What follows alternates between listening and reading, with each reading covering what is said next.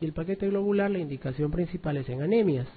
Pero la decisión de transfundir se basa en parámetros clínicos y no de laboratorio. O sea, yo puedo tener un paciente con 9 de anemia al cual le voy a transfundir, y puedo tener un paciente con 5 de anemia de hemoglobina al cual no le voy a transfundir. ¿Por qué? Porque si el paciente que tiene 5 es un paciente que crónicamente ha tenido anemia, él hace su vida normal con 5.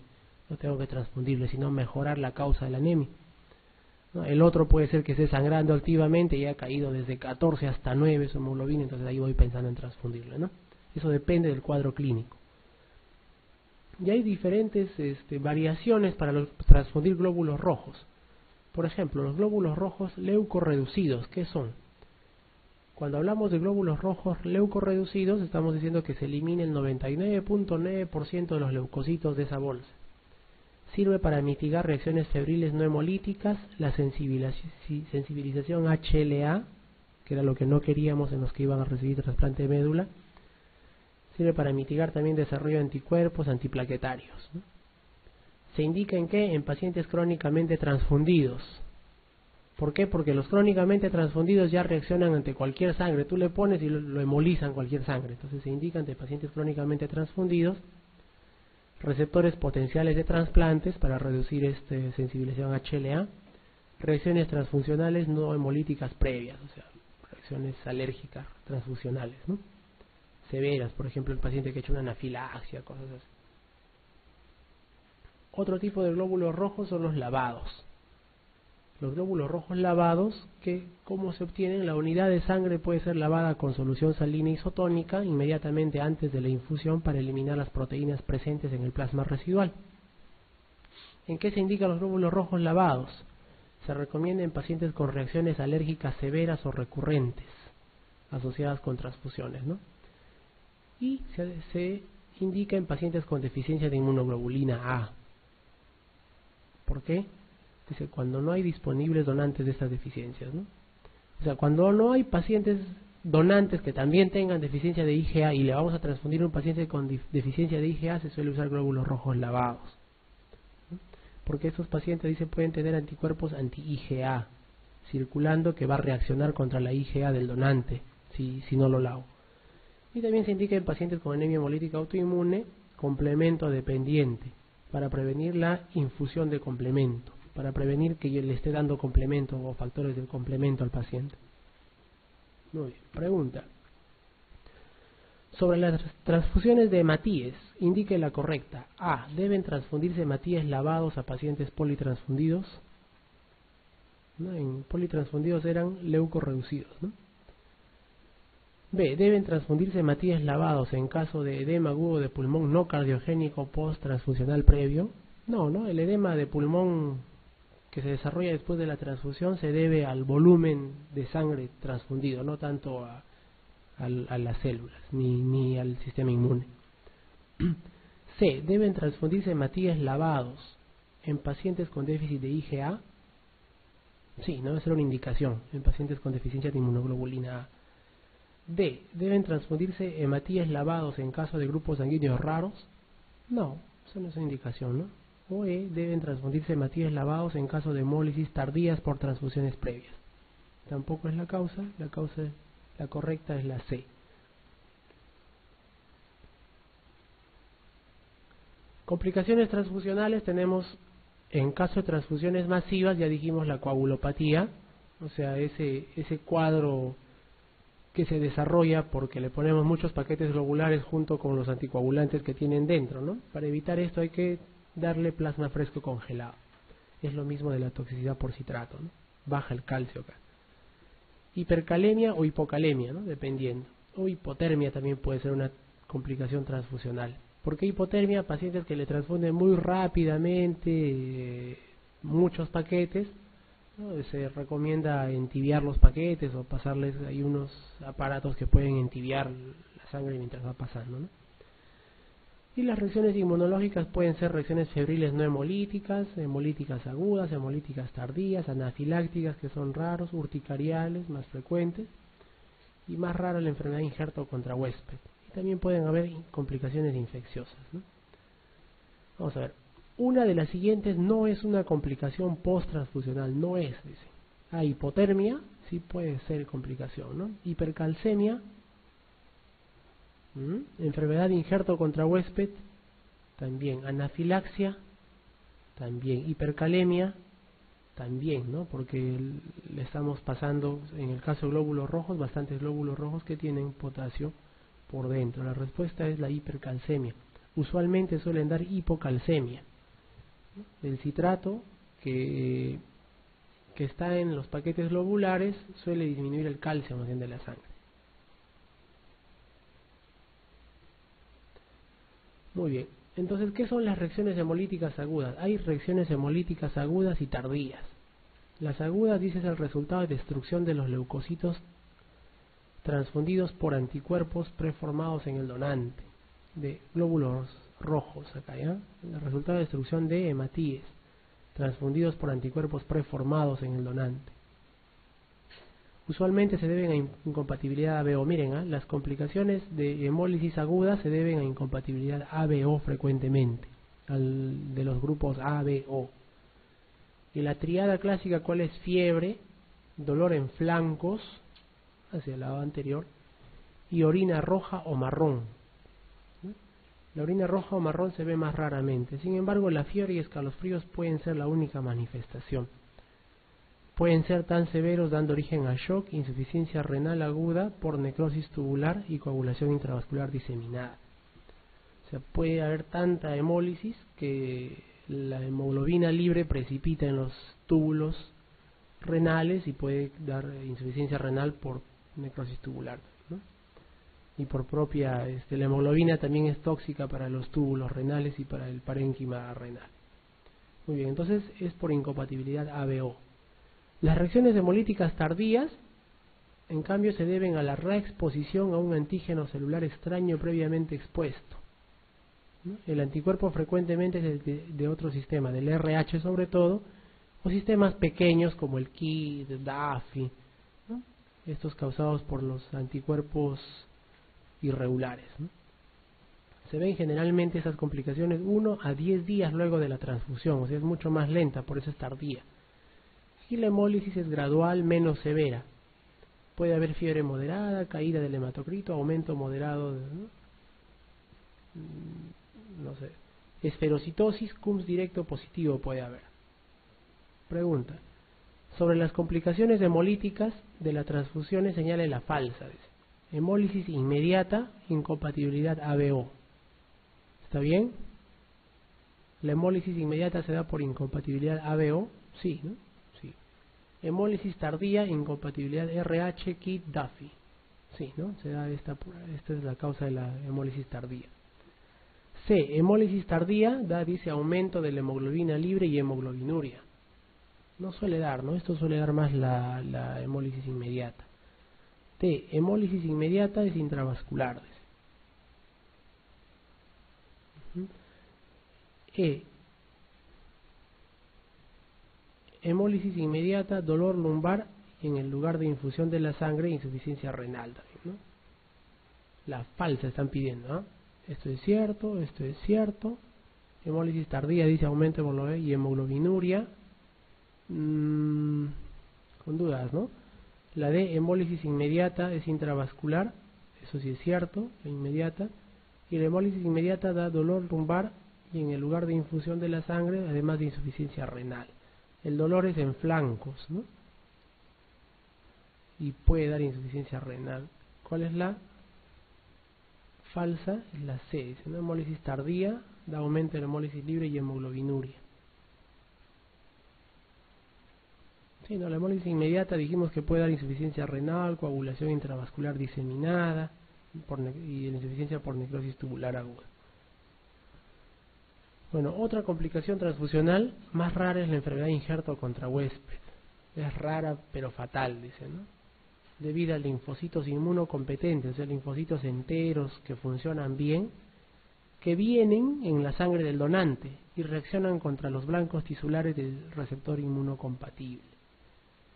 ¿Cuál es el tejido al que atacan predominantemente estos linfocitos? La médula ósea, con menor compromiso piel, hígado y tracto gastrointestinal. Y la causa de muerte en la enfermedad de injerto contra huésped es la aplasia medular con desarrollo de sepsis, es generalmente la causa de muerte en enfermedad injerto contra huésped, ya que atacan principalmente a la médula ósea. ¿Qué se debe hacer para evitar?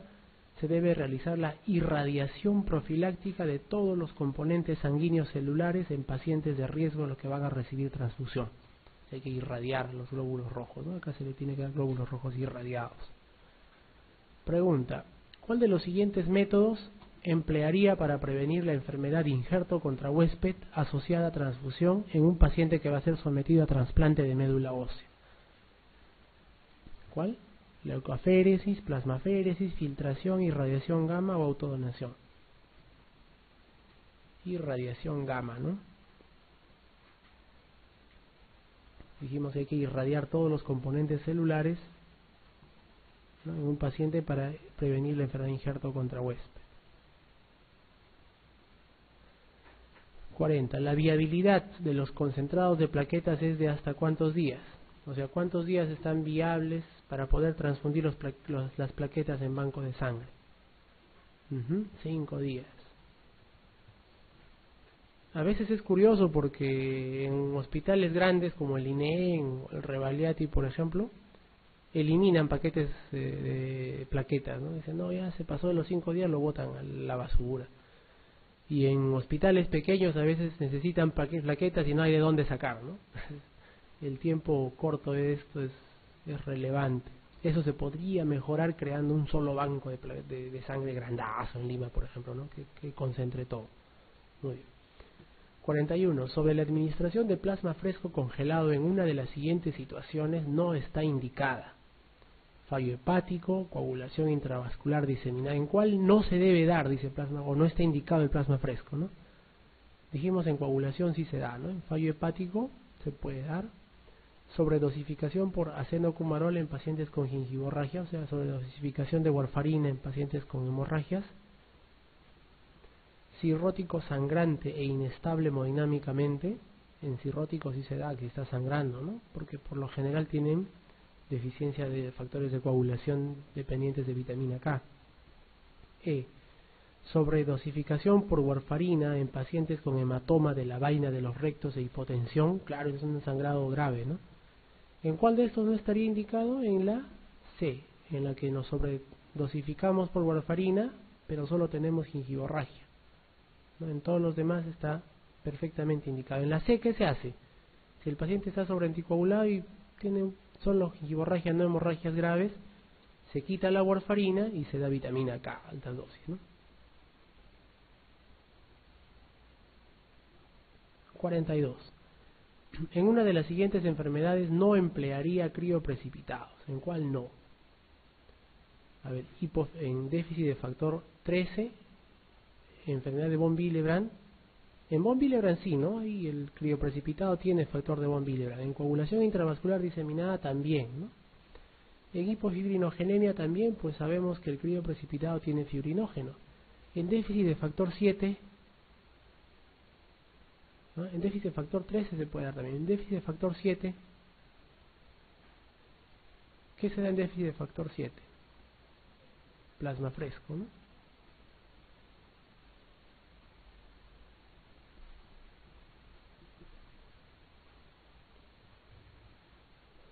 Muy bien, un poquito, esto de acá no suele venir mucho, porque son enfermedades raras, las patologías del sistema mononuclear fagocítico. Pero vamos a tener en cuenta, por ahí puede venir una pregunta, ¿no? ¿Qué es la histiocytosis? Es la proliferación de células que tienen que ver con el sistema macrófago monocítico.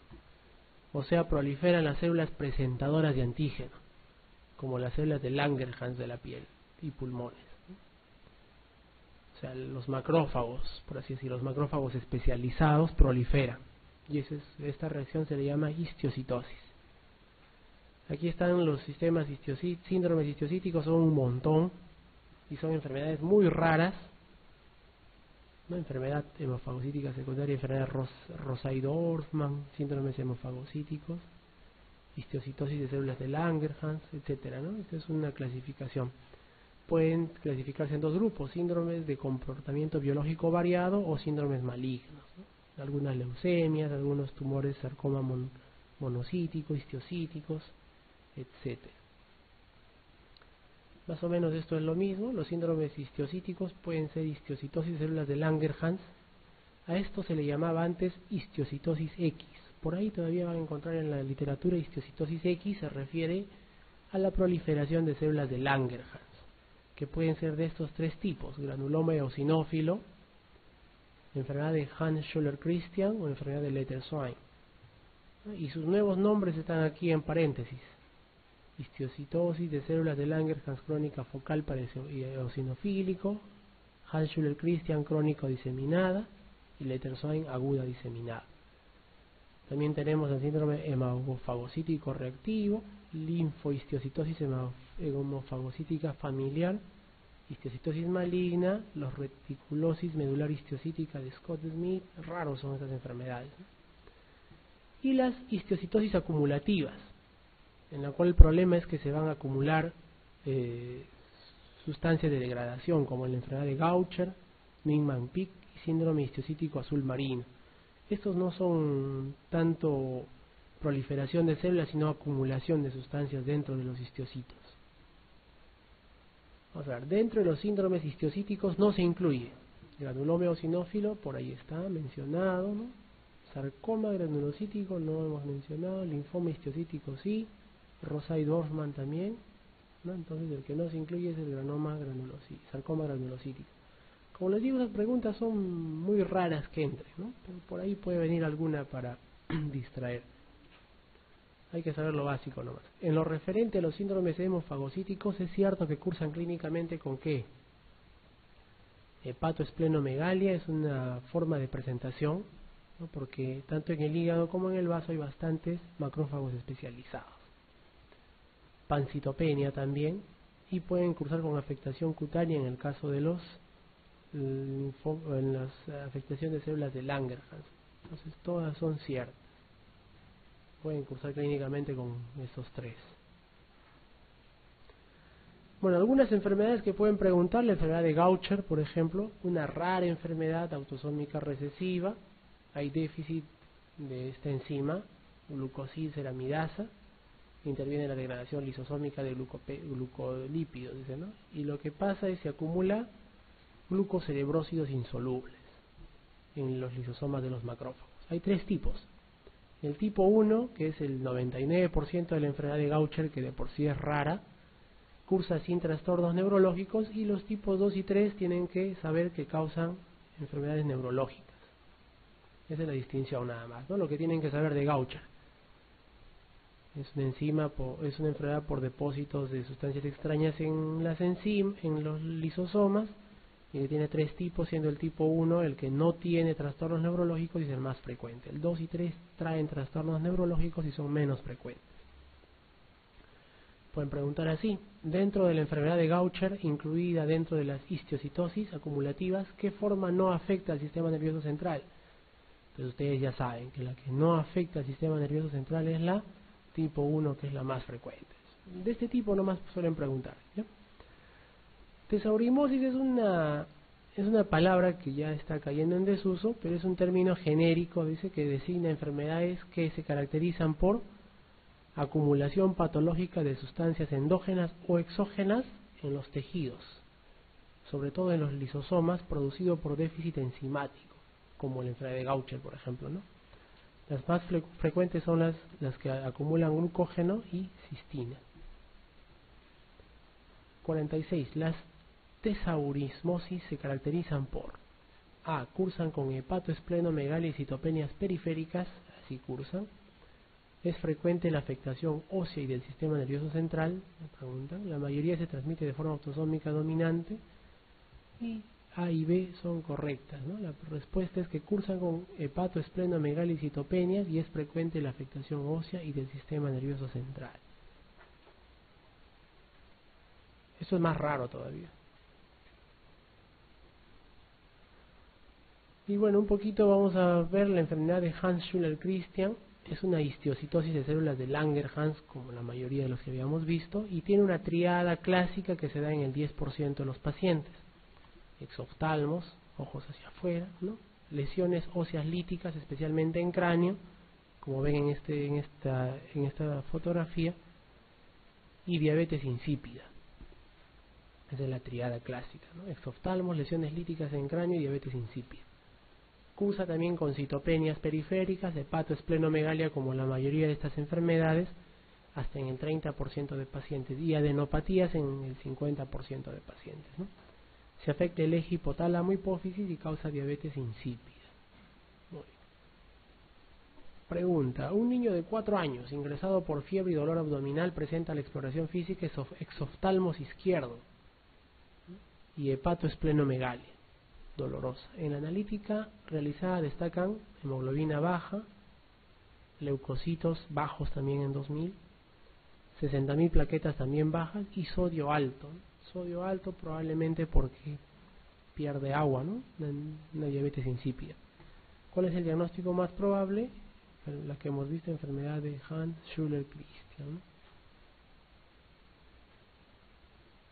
48. Respecto a la histiocitosis de células de Langerhans, señale la respuesta falsa. A. El granuloma eosinofílico o eosinófilo suele aparecer en adultos jóvenes, siendo frecuente la afectación pulmonar en forma de neumotórax. Esto es cierto, ¿no? Neumotórax, joven, puede ser un granuloma eosinofílico. Está dentro de los diagnósticos diferenciales. B. El diagnóstico se realiza mediante microscopía electrónica al demostrar gránulos de Birberg en las células proliferantes. También, ¿no? C. En la enfermedad de Hans-Schüller-Christian, la triada clásica osteólisis, diabetes insípida y exoftalmos aparece en el 80% de los casos. No, aparece en la minoría, en el 10% de los casos. Entonces es la falsa. Todo lo demás es verdadero. La positividad de anticuerpos CD1 en los tejidos afectos es criterio diagnóstico, eso es cierto. Y el pronóstico depende de la edad y número de órganos afectados, también es cierto. La falsa es la C.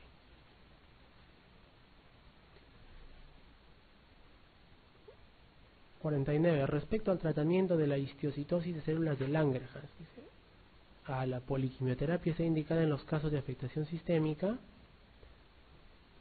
Se tiene que dar quimioterapia, ¿no? El trasplante halogénico de médula ósea puede ser una opción terapéutica. No tanto, ¿no? El interferón alfa tiene indicación en formas generalizadas. En casos de afectación localizada puede ser útil tratamiento radioterapio, o todas son ciertas. La respuesta es todas son ciertas. Como les digo, esta pregunta es recontra rebuscada para darle sentido a las clases. Puede venir, pero si viene esta pregunta, mata a todos por igual, ¿no?